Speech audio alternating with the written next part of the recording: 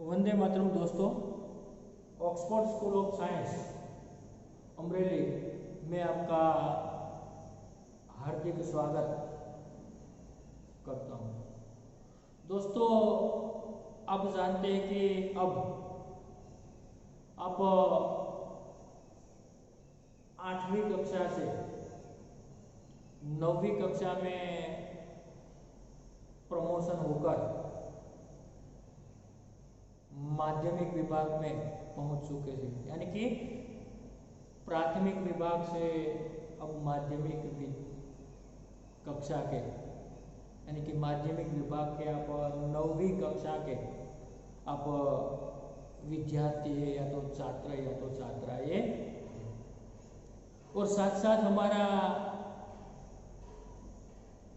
जो 2021-22 का शैक्षिक सत्र ये अब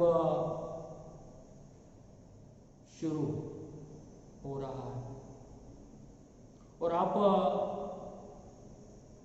कुछ दिनों से अपने घर पर छुट्टियों का आनंद ले रहे थे, और अब फिर से आप अपनी नई कक्षा में नए उत्साह के साथ आपको ऑनलाइन शिक्षा में वीडियो लेक्चर के साथ जुड़कर आपको आगे बढ़ना है। तो दोस्तों, अब हमारा ये जो हिंदी विषय का 9वीं कक्षा में ये जो पहला वीडियो लेक्चर है वह व्याकरण से हम शुरुआत करें। तो उसके साथ साथ आप सभी लोग जानते भी हैं कि भी हमारी भाषा में, यानी कि भाषा कोई भी हो, हमारी मातृभाषा गुजराती हो, राष्ट्रभाषा हिंदी हो, या तो प्राचीन भाषा संस्कृत हो, या तो अंतर्राष्ट्रीय इंटरनेशनल भाषा अंग्रेजी हो, सभी भाषाओं में ग्रामर का या तो व्याकरण का अध्ययन भाषा को अच्छी तरह से सीखने के लिए दोस्तों बहुत ही जरूरी है। और साथ साथ व्याकरण एक ऐसी चीज है, एक ऐसी वस्तु है जो कुछ नियम अच्छी तरह से सीख लेने से वह हमारे जीवन में, यानी कि जब तक हम अध्ययन के बाद हम कहीं पर जाए, कहीं पर आगे भविष्य में किसी भी प्रकार की कोई स्पर्धात्मक परीक्षाएं हमें देनी है, हमारी कारकिर्दी तो करियर हमें आगे बढ़ाना है, सभी जगह पर व्याकरण का दोस्तों बहुत बड़ा महत्व होता है। और जितना भी हमारे पास व्याकरण का ज्ञान मजबूत होता है उतना ही हमारा भाषा का ज्ञान मजबूत हो जाता है। और इसलिए किसी भी भाषा को सीखने से पहले भाषा में सबसे जो इम्पोर्टेंट या तो सबसे महत्वपूर्ण जो बातें होती है या तो विषय होता है वह भाषा का व्याकरण होता है, भाषा का ग्रामर होता है। इसलिए आज 9वीं कक्षा में हिंदी में हम हमारे जो व्याकरण के महत्वपूर्ण टॉपिक है उसी से हम हमारे अध्ययन की शुरुआत करते हैं, तो उसका आरंभ करते हैं। और उसके साथ साथ दोस्तों आपको ये बात भी बता दूं कि भाई अब आप लोगों ने या तो कुछ लोगों ने किताबें जो 9वीं कक्षा की खरीद ली होगी, अगर कोई स्टूडेंट को किताबें खरीदना बाकी है तो कम से कम 7वीं जून तक आप लोग खरीद लेंगे, ऐसी हम आपके पास आशा करते हैं। तो इसलिए हम यहाँ पर पहले व्याकरण जैसे महत्वपूर्ण टॉपिक का आरंभ करते, शुरुआत करते, जिसको दोस्तों आपको अपनी बुक में लिखकर व्याकरण के सभी टॉपिक को तैयार करना है। मैं दोस्तों आपको यहाँ पर बोर्ड पर लिखकर सभी ग्रामर के जो टॉपिक है, सभी मुद्दे हैं, उसे आपको समझाऊंगा, और साथ साथ आपको वीडियो लेक्चर देखते वक्त उन टॉपिक को समझकर आप अपनी बुक में अच्छी तरह से सुंदर अक्षर से आपको लिख लेना है। और आपको 9वीं कक्षा में ग्रामर के लिए यानी कि हिंदी में व्याकरण विभाग के लिए एक बुक बनवानी, जिसमें आप एक अलग बुक में एक भाग में व्याकरण विभाग रखेंगे, दूसरे भाग में आप लेखन विभाग रखेंगे, यानी कि लेखन विभाग में सभी प्रकार के लेखन, निबंध, कहानी, पत्र, अहवाल, वृत्तांत, विचार विस्तार आदि सभी प्रकार के लेखन, यानी कि एक बुक में आप एक पार्ट में व्याकरण विभाग रखेंगे, दूसरे पार्ट में लेखन विभाग रखेंगे। और उसके बाद जो स्वाध्याय के जो पाठ्येतर, जो पाठ्य पुस्तक के जो प्रकरण है उसकी बुक के बारे में हम बाद में चर्चा करेंगे। पर आज के पहले हमें ग्रामर से, यहाँ पर व्याकरण से हम आरंभ करते हैं, इसलिए आपको एक बुक पहले से आपको वीडियो लेक्चर पर पढ़ते वक्त बना दी है, इसलिए आप उसे सुनकर अच्छी तरह समझकर बुक में लिख लें तो आप अच्छी तरह से उसे बाद में भी पढ़ पाएंगे। तो दोस्तों अब हम व्याकरण का हमारा जो 9वीं कक्षा का एक टॉपिक है शब्द संरचना, जो आप 8वीं कक्षा में उसका प्रारंभ यानी कि उसकी शुरुआत के बारे में थोड़ा बहुत पढ़ चुके हैं। इसलिए आपको दोस्तों ये 9वीं कक्षा में जिन लोगों ने 8वीं कक्षा में प्रत्यय और उपसर्ग का अच्छी तरह से अध्ययन किया है, उसे ये टॉपिक एकदम इजी, एकदम सरल लगेगा और आसानी के साथ आप लोग इस शब्द संरचना के बारे में जानकारी प्राप्त कर लेंगे। वैसे तो दोस्तों भाषा में एक शब्द से दूसरा शब्द बनाने की जो प्रक्रिया होती है उसे हम शब्द संरचना कहते हैं। शब्द संरचना में मूल शब्द जो होता है उसमें कुछ शब्दांश जोड़कर नए शब्द हम बनाते हैं। तो हिंदी में शब्द संरचना की प्रक्रिया प्रमुखतः 3 प्रकार से होती है, जैसे कि उपसर्ग द्वारा शब्द संरचना, प्रत्यय द्वारा शब्द संरचना और समास या तो संधि के द्वारा शब्द संरचना, जो दोस्तों मैंने यहाँ पर लिख दिया कि वैसे कि भाषा में एक शब्द से दूसरा शब्द बनाने की प्रक्रिया को हम शब्द संरचना कहते हैं। नवा शब्दों घड़तर करવું, नवा शब्दों निर्माण करવું, नवा नवा शब्दों बनावा, આ પ્રક્રિયાને આપણે શબ્દ સંરચના કહીએ છીએ। જે રીતે મિત્રો ગુજરાતીમાં આપણે શબ્દ ઘડતર એવું કહીએ છીએ, શબ્દો બનાવવા, નવા શબ્દોનું निर्माण કરવું, એવી જ રીતે हिंदीમાં એને આપણે શબ્દ સંરચના તરીકે ઓળખીએ। જેવી રીતે અહીંયા दोस्तों કે ભાई शब्द संरचना में मूल शब्दों में कुछ शब्दांश એટલે કે મૂળ શબ્દો એની અંદર અન્ય શબ્દાંશ, શબ્દના કેટલાક અંશ अथवा तो કેટલાક અક્ષર એની અંદર જોડીને यानी कि कुछ शब्दांश जोड़कर नए शब्द बनाए जाते हैं या तो नए शब्दों का निर्माण किया जाता है। हिंदी में शब्द संरचना की प्रक्रिया 3 प्रकार से होती है। दोस्तों हिंदी भाषा ની અંદર આપણે નવા શબ્દોનું निर्माण કરવું હોય તો શબ્દ સંરચના બનાવવી હોય તો એના માટે 3 પ્રકારથી શબ્દોનું ઘડતર થાય, નવા શબ્દોની રચના થાય, જે રીતે ઉપસર્ગ द्वारा, प्रत्यय द्वारा અને સમાસ या तो संधि के द्वारा। उपसर्ग शब्द जोड़ीने पण આપણે નવો શબ્દ બનાવી શકીએ, प्रत्यय शब्द जोड़ीने पण બનાવી શકીએ, સમાસ અથવા તો સંધિ દ્વારા પણ આપણે ભાષાની અંદર નવા નવા શબ્દોનું ઘડતર છે, નવા નવા શબ્દોનું निर्माण से કરી શકીએ છીએ।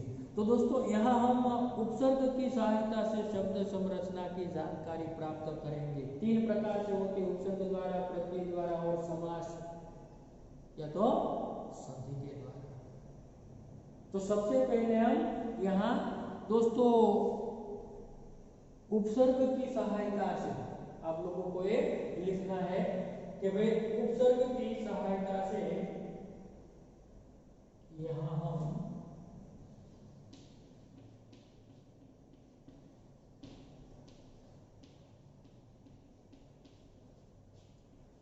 उपसर्ग की सहायता से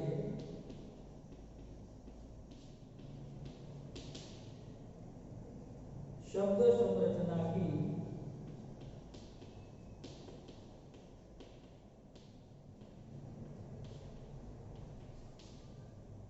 जानकारी प्राप्त करेंगे।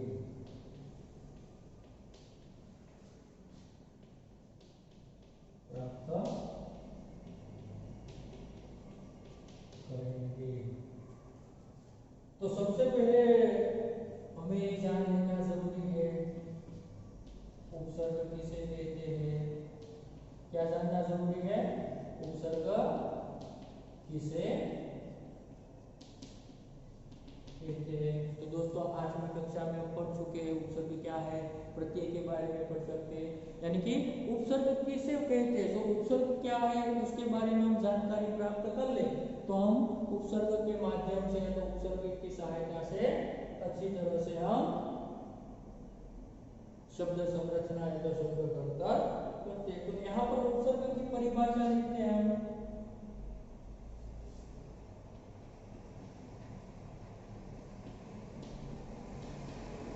जैसे कि वे शब्दांश क्या है, वे शब्दांश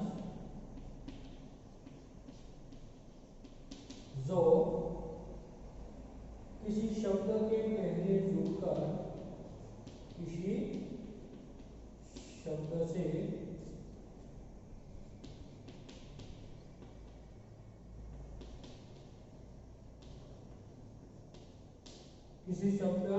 पहले जुड़कर नए शब्द का निर्माण करता है, नए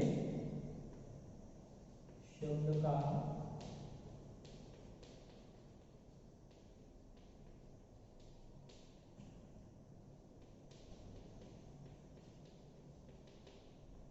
निर्माण करता है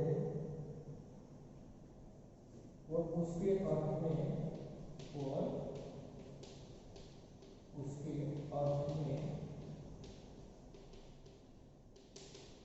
विशेषता लाते हैं। नए शब्द का निर्माण करते हैं उसके अर्थ में विशेषता लाते हैं, उसे उपसर्ग कहते हैं। दोस्तों ये उपसर्ग की परिभाषा व्याख्या जो हम आठवीं कक्षा में पढ़ चुके हैं कि वे शब्दांश जो किसी शब्द से पहले जुड़कर नए शब्द का निर्माण करता है और उसके अर्थ में विशेषता लाते हैं उसे हम उपसर्ग कहते हैं। जैसे यहाँ पर हम उदाहरण लिखते हैं कि उप प्लस देश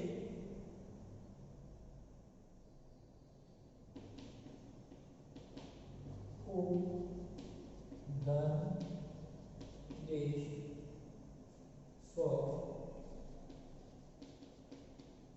देश और वी देश। तो यहाँ दोस्तों हम जानते हैं कि भाई यहाँ ये जो हमने उदाहरण लिखा जैसे कि उपदेश,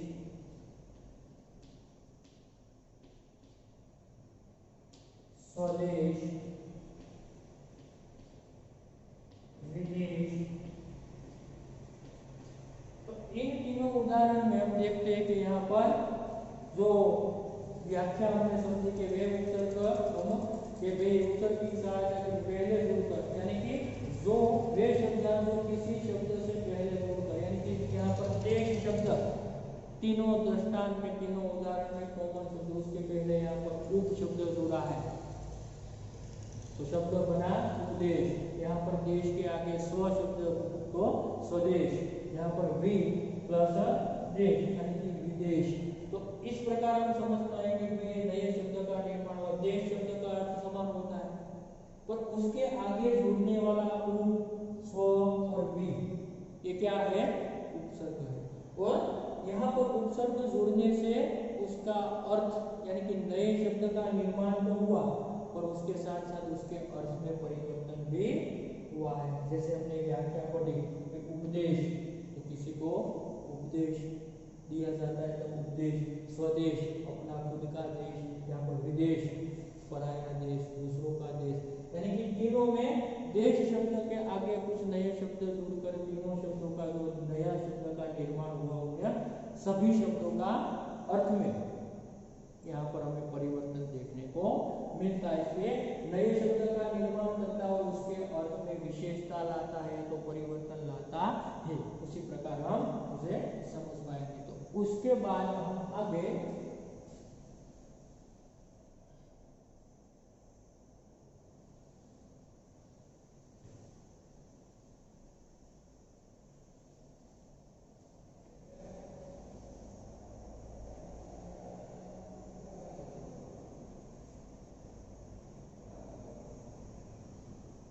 तो इसी प्रकार दोस्तों उपयुक्त उदाहरण से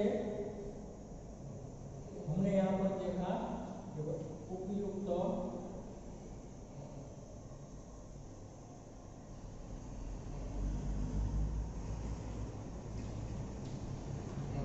उदाहरण से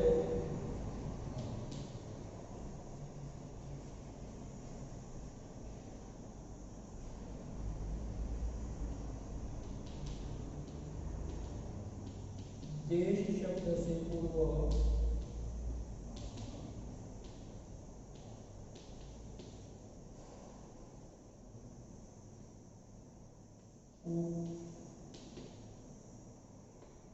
देश शब्द से पूर्व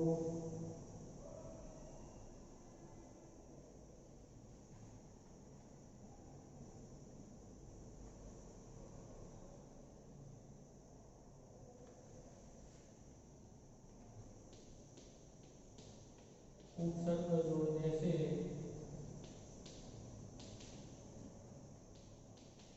नया शब्द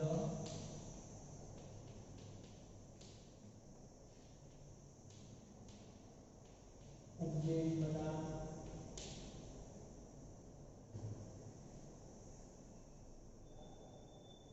और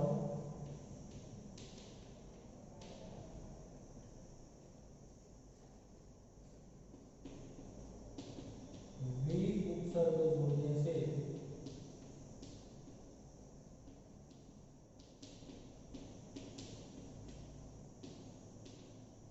विदेश बना और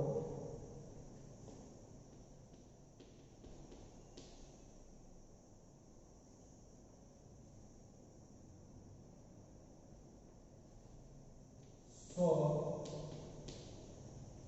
उपसर्ग जोड़ने से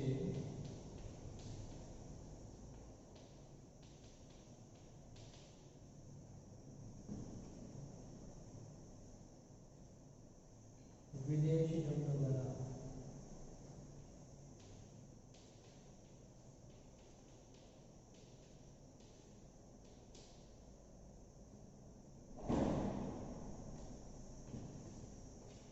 अतः यहाँ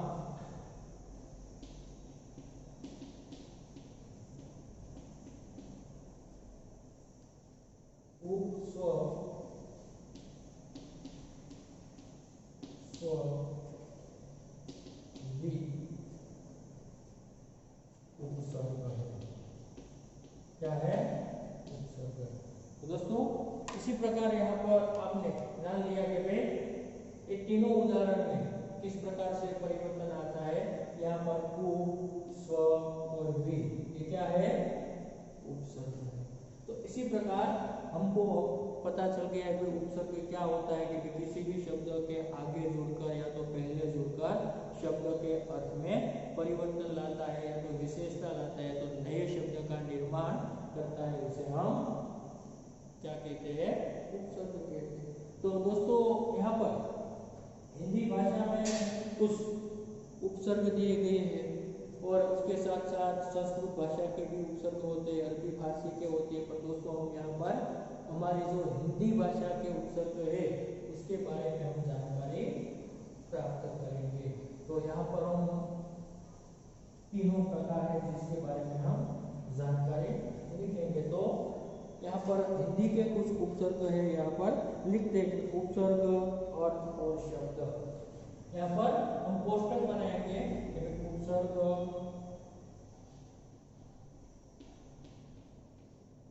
फिर इसका अर्थ और उसका निर्माण पाने वाला नया शब्द कैसे बनता है। ये क्या है?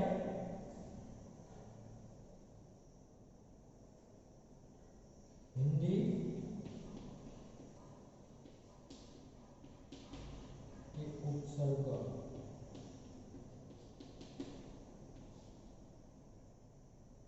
कि भाई उपसर्ग, अर्थ और शब्द, यानी कि जो जो हिंदी भाषा के भीतर हिंदी भाषा में आने वाले जो उपसर्ग होते हैं, उसी उपसर्ग के माध्यम से कुछ शब्द, उसके अर्थ क्या होते हैं और उसके नए शब्द कौन से होते हैं, उसके बारे में हम जानकारी लेते हैं। तो सबसे पहला उपसर्ग है दोस्तों अउपसर्ग।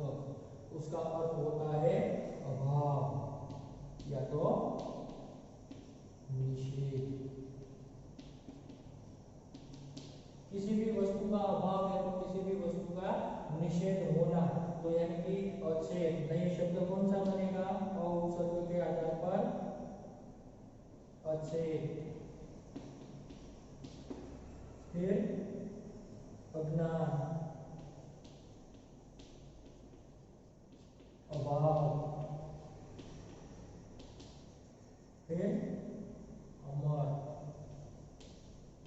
तो दोस्तों अउपसर्ग के माध्यम से कितने सारे शब्द बनते हैं, जिसमें अभाव, अचेत यानी कि चेतना का अभाव, अज्ञान तो ज्ञान का अभाव, अभाव भावनाओं का अभाव, अमर यानी कि जो मरता नहीं है ऐसा। तो इसी प्रकार से इसका अलग अलग शब्द बनता है। उसके बाद अन उपसर्ग के माध्यम से हम कुछ शब्द बनाए, तो अन यानी कि उसके अर्थ में भी अभाव या तो निषेध के अर्थ में ही लिया जाता है।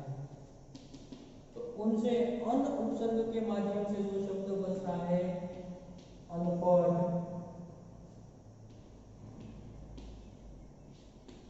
अनमोल,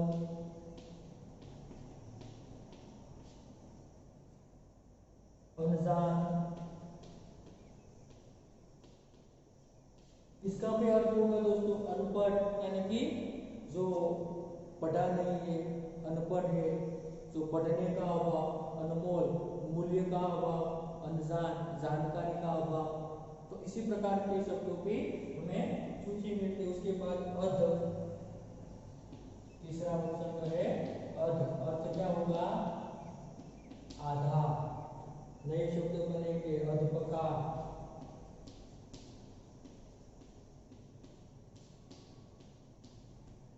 अधखिला और अधपरा। उसके बाद का उपसर्ग है औ, जिसका अर्थ हम करेंगे हीन और निषेध, जिसका अवगुण, अवगत नए शब्द बनेंगे अवगुण, अवगत, अवडर। इसी प्रकार से शब्द बनेंगे। और कु, नया उपसर्ग है कु, अर्थ होगा बुरा या तो बुराई, बुरा या बुराई। तो उपसर्ग से बनने वाला शब्द क्या है? कपूत, कुचाल, कपूत, कपुत्र, कुचाल। इसके अलावा भी और कई सारे शब्द बनते हैं, कुकर्म, कुकर्म। नया उपसर्ग है दू, दो उपसर्ग से बनने वाला दो यानी कि कम और बुरा।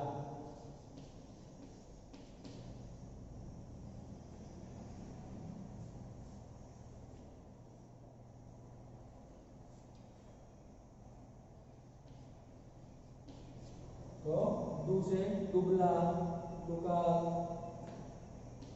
अर्थ होगा दुबला, दुकाल।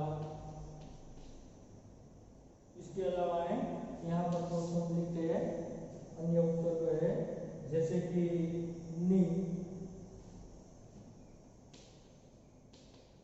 निषेध। अर्थ क्या होगा? निषेध। शब्द बनेगा निकम्मा, नियंता। और उपसर्ग लेते हैं बिन, जिसका अर्थ भी होगा अभाव या तो निषेध।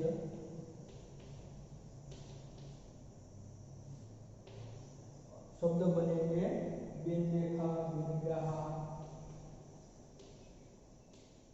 बिन देखा,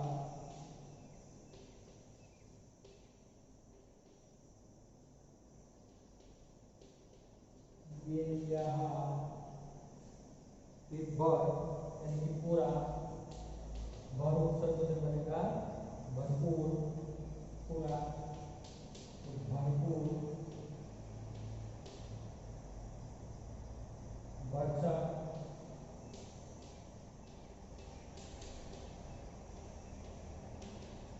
भरपेट, सो,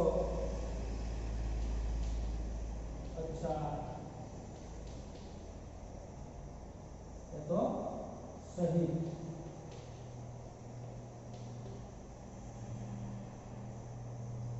सपूत, सचेत, सचेत, सहर्ष। फिर आगे सु, तो उसका अर्थ होगा उत्तमता और साथ, जिसके शब्द बनेंगे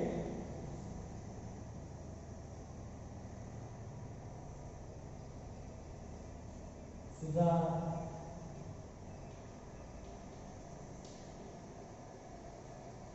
सुडोल, पर, उपसर्ग से अधिक। दूसरा आगे परपोता, परदादा, परपोता, परदादा। और अंतिम न उपसर्ग वाला शब्द अर्थ होगा जिसका अभाव। नए शब्द बनेंगे नपुता, नपुती, नपुता, नपुती,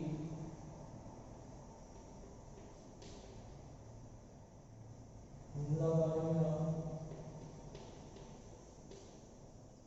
तो इसी प्रकार दोस्तों हमने ये जो हमारी हिंदी भाषा के उपसर्ग की सूची है यहाँ पर आपके सामने रखने का प्रयास की। इसके अलावा संस्कृत, अरबी, फारसी भाषा के कई सारे उपसर्ग है जो आपकी किताब में भी आपको अच्छी तरह से दिया गया है। जिसका भी आप किताब आपके पास हो तो उसमें भी आप देखकर विस्तार से उसे पढ़कर आप अध्ययन कर सकते हैं। पर हमारे लिए ये जो जरूरी है ये हमारे हिंदी भाषा के जो उपसर्ग है, मैंने यहाँ पर 3 पार्ट में उपसर्ग, अर्थ और शब्द, इसी प्रकार यहाँ पर अ, अन, अर्थ, भाव, क, दु, जिसका अर्थ किस प्रकार हो उसके आधार पर कौन कौन से शब्द का निर्माण होता है उसके बारे में आपको बनाकर आपके सामने रखने का प्रयास किया। तो अब आपको यहाँ पर निषेध पर निकम्मा, निहंता, बिन तो अभाव सूचित करता है, और बिन देखा, बिन ब्याह, ब्याह का अभाव,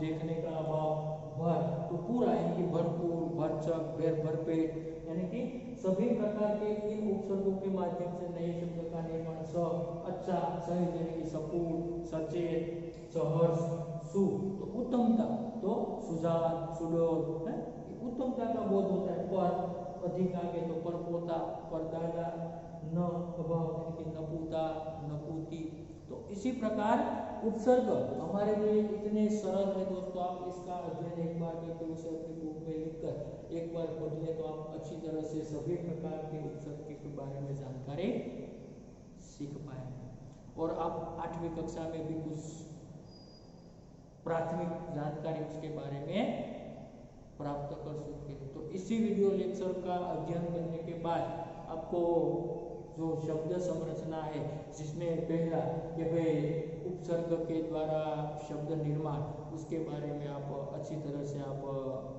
उसे सीख पाएंगे तो जान पाएंगे। तो यहाँ पर दोस्तों इस वीडियो लेक्चर को हम रखते और उस शब्द संरचना को आगे बढ़ाने के लिए अगले वीडियो लेक्चर में हम जो प्रत्यय के द्वारा किस प्रकार शब्द निर्माण किया जाता है, उसके भेद कितने हैं, प्रकार क्या है, उसके बारे में हम अगले वीडियो लेक्चर में अध्ययन करेंगे। तब तक के लिए धन्यवाद। Thank you.